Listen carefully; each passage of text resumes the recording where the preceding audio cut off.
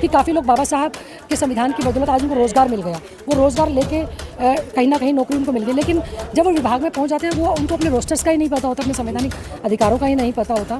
तो जब वो अपने अधिकारों की लड़ाई लड़ेंगे और अपने अधिकारों के बारे में अवेयर होंगे तो सरकार को कहीं ना कहीं जब ये आवाज़ चारों तरफ से आएगी तो उनको झुकना ही पड़ेगा।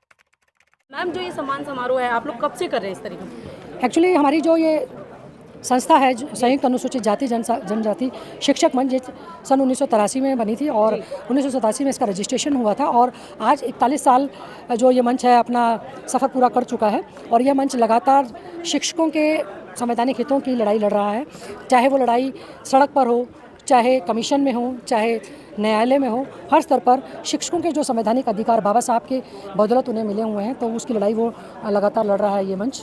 जैसा आपका संगठन बना हुआ है, वो संगठन मतलब कार्य क्या क्या कार्य करता है? जैसे हमने यहाँ देखा बच्चों को व्हीलचेयर वगैरह प्रोवाइड करे। एक्चुअली जो भारत सरकार DOPT में जी जितने भी भारत देश में जितने भी गवर्नमेंट एम्प्लॉयज़ हैं जी उसको संविधान के तहत कुछ अधिकार मिले हुए हैं। जब सरकारी कर्मचारी नौकरी में लग जाता है तो इसमें हमारे शिक्षक भी जब उनको सर्विस आ जाते हैं, सर्विस में आने के बाद कई बार कुछ उनकी समस्याएं होती हैं, चाहे रोस्टर को लेके होती हैं, प्रमोशंस में होती हैं या रिक्रूटमेंट्स में होती हैं। रोस्टर्स कितना उसको रोस्टर SC का 15% है, ST का 7.5% है, 27% OBC का है, 10% EWS का भी किया गया है।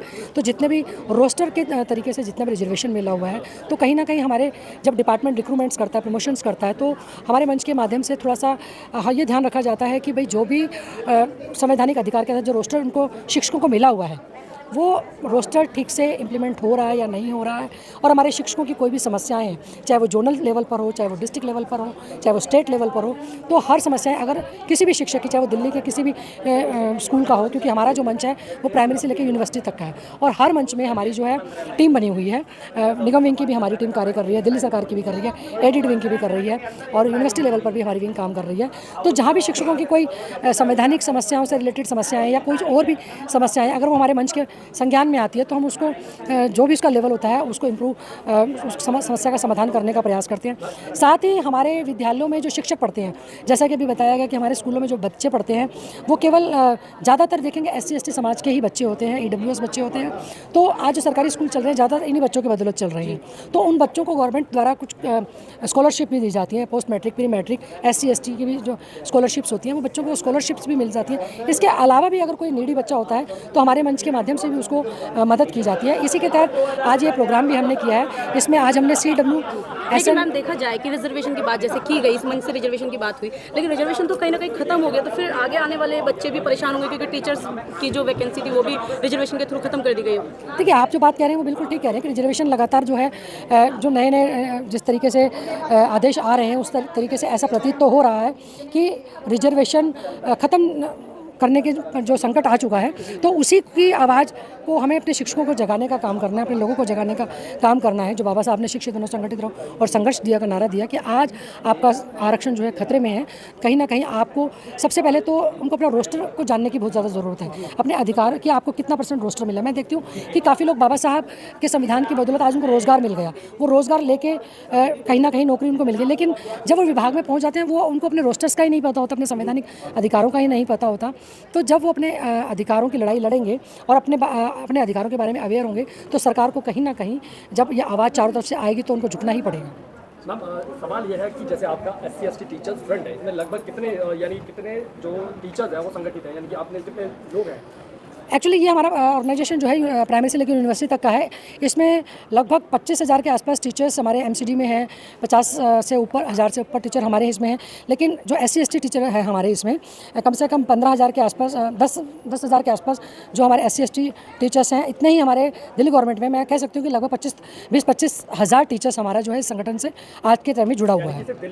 दिल्ली के मैं आपको बताना चाहूँगी, बड़ी खुशी है कि मैं आज दिल्ली प्रदेश पर हम काम कर रहे हैं, लेकिन इस तरह के टीचर संगठन जो है पूरे भारत में अलग अलग स्टेट्स में बने हुए हैं और उनके बीच से भी आवाज़ आती है कि हम एक नेशनल, हो सकता है आने वाले समय में कि हम नेशनल लेवल पर भी एक टीचर का ऑर्गेनाइजेशन अब खड़ा करने वाले हैं। क्योंकि आज हरियाणा से भी, राजस्थान से भी, यूपी से भी ऐसे टीचर्स के संगठन बने हुए हैं जो वो कई बार मेरी टेलीफोनिक उनसे बात होती है, वो कहते हैं मैडम हमें टीचर्स के ऑर्गेनाइजेशन को एक नेशनल लेवल पर हमें खड़ा करना चाहिए। तो हो सकता है, हमारी तैयारी चल रही है, थोड़ा समय का अभाव रहता है। तो कई बार मुझे लगता है कि दिल्ली में मैं काफ़ी अपने इस संगठन के माध्यम से भी और भी काफ़ी संगठनों के माध्यम से हम पे बैक टू सोसाइटी का काम करें। तो जल्दी ही हमें हो सकता है नेशनल लेवल पर काफ़ी शिक्षकों का हम एक बड़ा विशाल संगठन खड़ा करेंगे। वो तो ठीक है, लेकिन जिस तरीके से देखा जा रहा है दिल्ली के अंदर लगातार स्कूल बंद किए जा रहे हैं और जो स्कूलों के अंदर रिक्त पद है अध्यापकों की वहाँ पर भर्ती नहीं होगी, उसके लिए आपका संगठन क्या करेगा? नहीं, ये बिल्कुल आपने सही कहा कि इस समय 2019 के बाद से अभी तक एमसीडी में भी जो है पीआरटी के जो स्कूल्स हैं उसमें वैकेंसी नहीं निकली है। आज बच्चों ने डाइट किया हुआ, जो प्राइमरी स्कूलों के जो रिक्वायरमेंट रहता है डाइट की हुई होती है, 12th के बाद जो डाइट की होती है, काफ़ी बच्चे आज बैठे हुए हैं क्योंकि काफ़ी टाइम से वैकेंसी नहीं निकली है, 5-5 साल हो गए और आने वाले समय में अगर वैकेंसी जल्दी नहीं निकली तो वो कुछ टाइम बाद ओवर एज हो जाएंगे। हमने अपने मंच के माध्यम से इस विभाग के भी संज्ञान में ये बात लाई हुई है। लगातार मैंने पता किया है कि अभी जो डिपार्टमेंट जो प्रोसेस है उन्होंने कुछ आरआर चेंज किए थे क्योंकि आरआर चेंज करने का जो प्रोसेस पिछले साल एक पूरा साल निकल गया। अभी मेरी बात हुई, उन्होंने कहा कि आरआर चेंज हो चुके हैं। हमने अपने आरआर बना के नोटिफिकेशन एलजी से भी अप्रूव होकर हमारा जो है डीएसएसबी में गया हुआ। अब मुझे नहीं पता कि वो डीएसएसबी से क्यों डिले हो रहा है।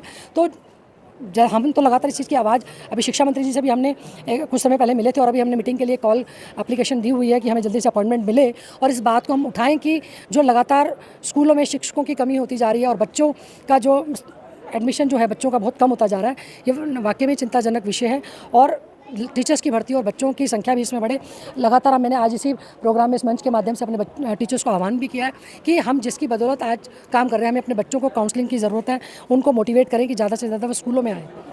मैम, आपने कहा स्कूलों में अब शिक्षा का जो स्तर है वो गवर्नमेंट स्कूलों में गिरता जा रहा है और प्राइवेट स्कूल से कैप्चर किए जा रहा है और प्राइवेट स्कूलों की जो फीसें हैं वो बहुत भारी है, जो हमारे SC ST के बच्चे तो शायद यानी कि बेयर नहीं कर सकते। तो उसके लिए यानी कि आप लोग क्या कर रहे हैं, आपका संगठन क्या कर रहा है? देखिए, आप जो बात कह रहे हैं कि गवर्नमेंट स्कूलों का एजुकेशन का स्तर कम होता जा रहा है, आप रिजल्ट उठा के देख लीजिए, आज गवर्नमेंट स्कूलों का ही रिजल्ट सबसे अच्छा आता है।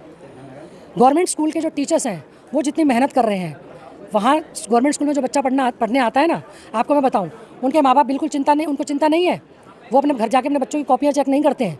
प्राइवेट स्कूल में जो बच्चा आता है वो ऐसे घरों से बच्चा आता है जहाँ माँ बाप उनका होमवर्क करते हैं। बच्चों बहुत अच्छे स्कूलों में मतलब ट्यूशन्स पढ़ते हैं और उनकी इतनी अच्छी कॉपीज़ होती हैं, बच्चों का बैकग्राउंड बहुत अच्छा होता है। उन बच्चों को पढ़ाना उन टीचर्स के लिए कोई चैलेंज नहीं है। गवर्नमेंट स्कूल के जो टीचर्स पढ़ाते हैं उन बच्चों को, वो बहुत बड़ा चैलेंज है। वो घर से ऐसी हालत में आते हैं, उनकी ऐसी समस्याएँ होती हैं कि वो कई दिन तक स्कूल नहीं आते। अभी मेरे ही क्लास का बच्चा है, अभी कंपार्टमेंट का एग्ज़ाम चल रहा है। वो बच्चा जब मार्च में एग्ज़ाम चल रहा था, मैंने उसको कई बार फ़ोन किया, मैंने कहा भाई क्यों नहीं आ रहे हो। उन्होंने को बताया मेरे पापा को ऐसे प्रॉब्लम है। इतनी बार 10 बार कॉल करने के बाद उस बच्चे ने 3 पेपर दिए, 4 फिर भी नहीं दिए। अब कंपार्टमेंट हुआ, अब उसको फिर मैंने कॉल करके इतना मतलब कि काउंसलिंग करी उसको। मैंने कहा बेटा आप आओ, आपको कोई परेशानी है करो। क्या इतना मेहनत पब्लिक स्कूल का बच्चा टीचर कर सकता है? वहाँ पर क्रीम आती है, यहाँ हम बनाते हैं बच्चों का भविष्य। आप अगर बच्चों का भविष्य बनाते हैं तो एक बड़ा सवाल होता है कि शायद आप भी एक सरकारी स्कूल में पढ़े लिखे हो। बिल्कुल, मैं आपको ये बताना चाहूँगी, मैं सरकारी स्कूल में एमसीडी के स्कूल से पढ़ी हुई और दिल्ली गवर्नमेंट के स्कूलों में पढ़ी हुई। और आप जब खुद सरकारी स्कूल से पढ़ी हो तो आज ऐसा क्या हुआ जो अभिभावक है जो यानी कि बच्चे को प्राइवेट स्कूल में डालना पसंद करते लेकिन सरकारी स्कूल में भर्ती नहीं कराना चाहते? ऐसा क्यों? कहीं ना कहीं यानी कि जो उसकी इमेज थी सरकारी स्कूलों की वो कहीं ना कहीं। देखिए, मैं आपको ये बता सकती हूँ कि ऐसा नहीं है सरकारी इमेज। आप 9th ऑनवर्ड जब हमारे स्कूलों में इतने पेरेंट्स आते हैं, 9th ऑनवर्ड वही पब्लिक स्कूलों में पढ़ाने वाले पेरेंट्स अपने बच्चों को 9th के बाद सरकारी स्कूलों के दरवाजे पे लेकर आते हैं। 9th के बाद अपने बच्चों को सरकारी स्कूलों पे दरवाजे पे लेके आते हैं, जहाँ पेरेंट्स को लगता है कि मैं थोड़े से पैसे खर्च कर सकता हूँ। वो एक अपना रोब दिखाना चाहते हैं कि मैं अपने बच्चों को पब्लिक स्कूल में पढ़ाता हूँ। जहाँ जिसकी जेब में थोड़ा सा पैसा है वो अपने बच्चे को पब्लिक स्कूल में लेके जाएगा। लेकिन 9th के बाद जब फीस थोड़ी सी बढ़ती है ना, जब उनको वही सरकारी स्कूल बहुत अच्छे लगते हैं, क्योंकि सरकारी स्कूलों में काफ़ी फैसिलिटीज़ दी गई हैं, काफ़ी अच्छे टीचर्स हैं। आपको बता दें यहाँ पे इतने वेल क्वालिफाइड टीचर्स हैं। आप ये बताइए, अगर गवर्नमेंट पब्लिक स्कूलों में इतने वेल क्वालिफाइड टीचर्स हैं तो स्कूल वाले उनको पूरी सैलरी क्यों नहीं देते? साइन उनसे पूरी सैलरी पे कराते हैं, देती आधी सैलरी भी नहीं है उनको। ये धांधलेबाजी भी आप लोगों को पता है? सब पता है हमें। तो एक सवाल अभी आपने बताइए, EWS का इस समय लकी ड्रॉ निकाल हुआ, इतने स्कूलों में एडमिशन किए जा रहे हैं। मेरे पास इतने स्कूलों के बच्चों के फ़ोन आ रहे हैं, मैडम हमारे को स्कूल से बाहर कर दिया, हमारे से इतनी फ़ीस ली जा रही है, हमारा EWS में नंबर आ गया, और दबाव दे के अगर किसी तरीके से उनका एडमिशन हो भी जाता है तो उनको जो फैसिलिटी मिलनी चाहिए, बुक्स मिलनी चाहिए, कॉपीज़ मिलनी चाहिए, वो स्कूल उनको प्रोवाइड नहीं करता। मैम एक